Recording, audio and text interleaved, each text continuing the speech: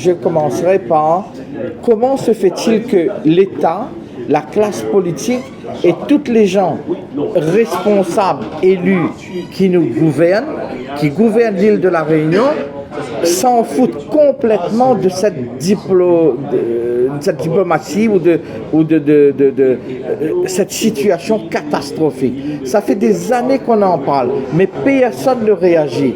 Mais pourquoi ces personnes-là, ils savent de quoi nous sommes capables, les transporteurs sont capables. Donc là, il faut que vraiment ces personnes-là, que ce soit la région, le département, les collectivités, l'État, se mettent autour d'une table en face de nous et nous disent, et se posent la question, c'est quoi le vrai problème? Pourquoi il y a ce problème-là? Et aujourd'hui, ces mêmes élus, eh bien, ils prennent l'avion, ils viennent toutes les semaines, tous les jours, je ne sais pas, tous les mois, mais ça sert à quoi? Puisque la Réunion est dans un problème prêt à exploser. Mais je ne sais pas s'ils attendent cette explosion, que ça arrange certaines personnes, mais ce n'est pas le rôle des élus de l'État. Ils sont là pour donner du travail. Il y a des milliards qui arrivent à la Réunion. On veut 100 millions, on donne à la Réunion 100 millions. On veut 1 milliard, on donne à la Réunion 1 milliard. On veut 2 milliards, on donne. Mais ces gens-là, s'ils ne sont pas capables, eh bien qu'ils s'en aillent, comme mon collègue Grindu a dit, eh bien qu'ils laissent la place aux autres qui savent le faire et qu'ils ont envie de le faire. Parce qu'il est impensable de continuer à vivre comme ça. Certaines catégories de personnes vont continuer à vivre comme des pachas et les entreprises, je dis bien les entreprises, et pas seulement les entreprises de transport, mais toute l'économie de la Réunion, les TPE, PME sont en train de crever. On est en train de vendre notre patrimoine qu'on a assimilé depuis des années. Or que nos enfants, qu'est-ce qu'on va laisser pour nos enfants? Et il n'y a aucun résultat. Il y a personne ne bouge. On a les ministres qui viennent, qui s'en vont, mais ces élus-là, mais bougez-vous, quoi. Les responsables, bougez-vous. Quand on demande un rendez-vous, on prend 1 mois, 2 mois pour nous recevoir. Or que c'est nous la clé. Nous sommes la clé de l'économie de la Réunion, puisque tout est transporté à la Réunion. Le jour où il n'y aura plus de transport, on va dire stop, on ne transporte plus. Peut-être que là, certaines personnes vont comprendre qu'il faut nous écouter. À la DEAL, il y a quelques mois, parce que je ne sais plus combien il reste là, il y en a à la DEAL 870 transporteurs inscrits dans le secteur du transport de marchandises. Et suivant les constats qu'on a fait, avec les chiffres qu'on a, près de 75%, peut-être, alors c'est sûr, entre 50 et 75% de cette liste vont disparaître pour faute de capacité financière.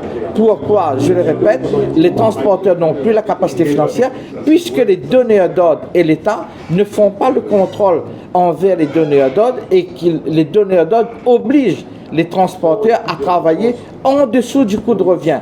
Et théoriquement, d'après les calculs que nous avons faits, il faudrait réactualiser ces prix-là réaugmenter ce prix-là à hauteur de 37%. Voilà. Et c'est ce qu'on va le faire. Quoi qu'il arrive, on ne descendra pas en dessous de ce pourcentage-là. Vous vous rendez compte qu'un transporteur, il a un camion, il a une licence, il n'a plus la capacité financière, il travaille pour un donneur d'ordre, mais il a plus...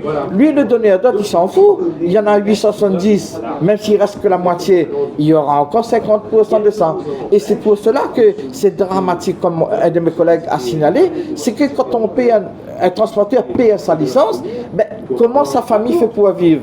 Un salarié va avoir la CEDIC, l'autre va toucher les royalties, l'autre va avoir les parachutes dorés, mais nous, en tant que transporteurs, nous n'avons rien. D'autant plus que j'ai un transporteur qui m'avait dit, admettons qu'on n'a plus rien, mais le pire c'est que le transporteur, quand il perd sa licence, c'est que non seulement il n'a plus rien, mais il a encore des dettes. Et donc l'huissier va venir, le tribunal, tout ça, il y aura la chaîne juridique qui va débouler. Et là, il va payer comme on sait, hein, une famille, tout va bien quand il y a l'argent, mais quand il n'y a plus d'argent, vous avez des problèmes familiaux, problèmes de banque, et tout va s'enchaîner. La femme, les enfants, et c'est vraiment une catastrophe. Et ça, personne n'est conscient de ça. L'État nous écoute. C'est vrai que l'État nous écoute. Sauf que ça fait quelques semaines, on demande à rencontrer le préfet.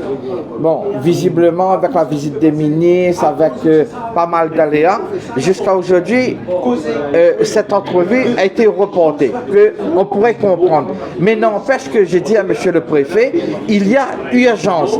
Il ne faut pas qu'il y ait une catastrophe pour comprendre les choses et pour nous recevoir. Visiblement, là, il y a une entrevue qui est calée pour le 19 de l'après-midi. Dès ce soir, nous aurons une réunion avec des transporteurs du nord et de l'est à Brapanon. Et samedi matin, on aura une réunion dans le sud-sud-ouest à Saint-Pierre, pour le sud-sud-ouest, exactement, justement pour les transporteurs de cette région, de ces régions.